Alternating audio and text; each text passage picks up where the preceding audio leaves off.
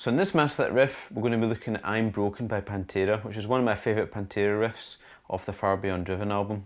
Now to play along with the recording, you need to make sure we're in tune, so I'm going to be tuning a whole step down for this. So my E string is now a D, my A string is now a G, my D string's down to a C, my G is down to an F, my B is down to an A, and this top E string's down to a D. So the riff is based around this kind of motif that's kind of expanded upon. And the motif goes like this. Okay. Now what I'm doing here is going to be doing two quick hammer-ons from the 5th to 7th fret in this A string here. So what you're playing here is like a grace note hammer, so really what you want to feel is almost if the timing is just 2 8th notes in the 7th fret here, so it should sound like that sort of idea. But what you're doing is you're hammering onto it from the 5th fret here. So use my 1st to 3rd finger to do that.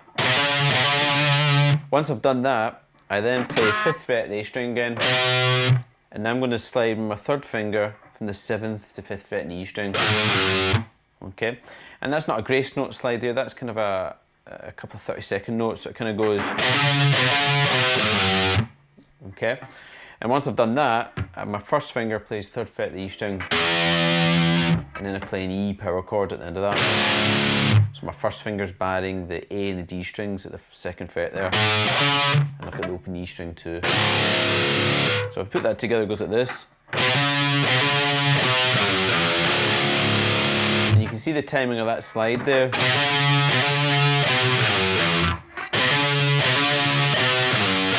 Okay, watch out that the hammers here aren't slow, so you're not hearing something that goes like this. You know, it has to be quick with the hammer on there.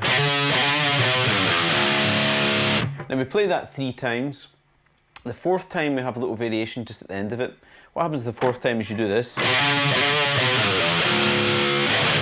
Okay, now the recording on the album's at least 2 guitars double tracked, might be more, who knows. So it's difficult to work out what's going on there. Live, Dimebag would do just a kind of little percussive strum along the strings. You can get stuff on YouTube. What I'm doing is listening to the recording. I think it's more kind of lower string area. And what I'm doing is I'm just taking my four fingers here and I'm just resting them on the strings to mute them, so it kills them dead.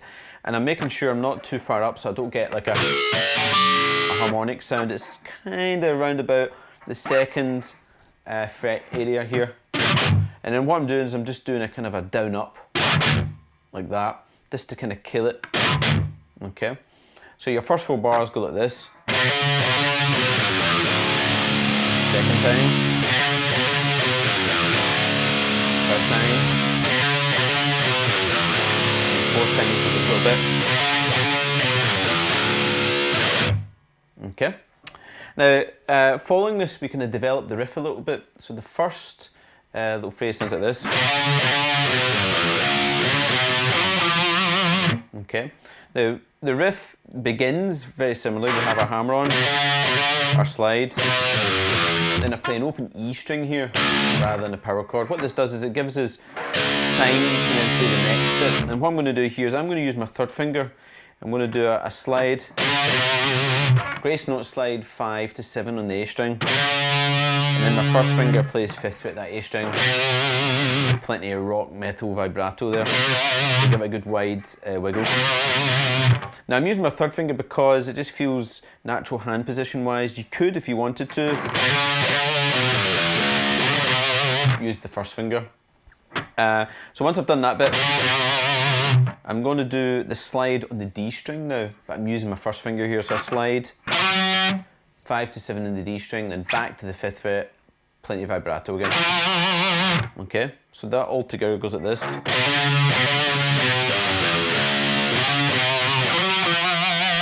Okay, next time we develop it a little bit more and we go.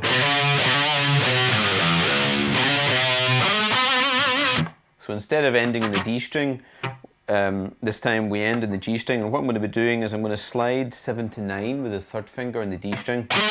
Grace note slide again. And then I play first finger 7th fret in the G string, plenty of vibrato again. Okay, so that second section goes like this.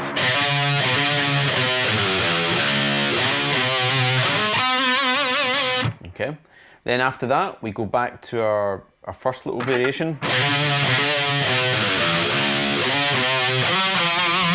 And we end it off with this.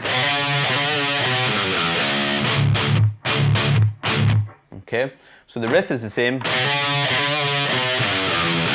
Open E string there. Then I'm going to play an E power chord, and I play 2 of them. Then a little rest, 2 again, and then 1. So it's one of these cool things, specifically about Pantera riffs. It gives them their kind of heavy groove. That little rest there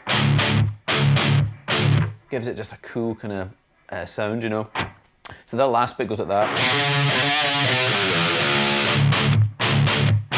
And then you're straight into the verse riff. So let me put all that together. I'll just play through it slightly slower. This is what it sounds like.